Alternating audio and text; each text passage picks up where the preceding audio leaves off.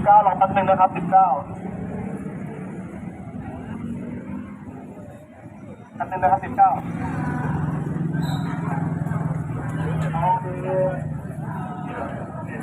ครับถนนเลยครับ19ลูกจ๋ารถไม่ได้เรียงกันนะจ๊ะให้ดูที่หมายเลขนะคันหน้าว่า19นะลูก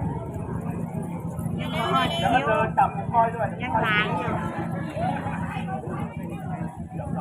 ไปครับ19ครับ19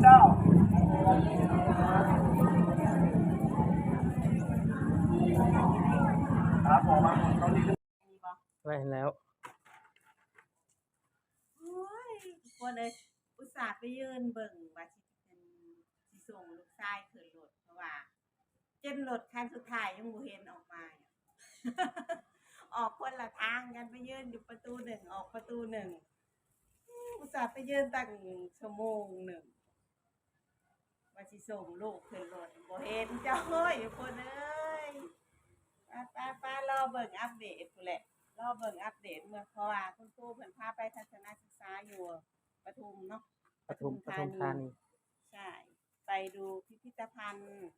อุตส่าห์ไปยืนรอเป็นชั่วโมงว่าสิส่งขึ้นรถเพราะว่าออกคนละทางยังบ่เห็นอยู่ไปเอาก็ได้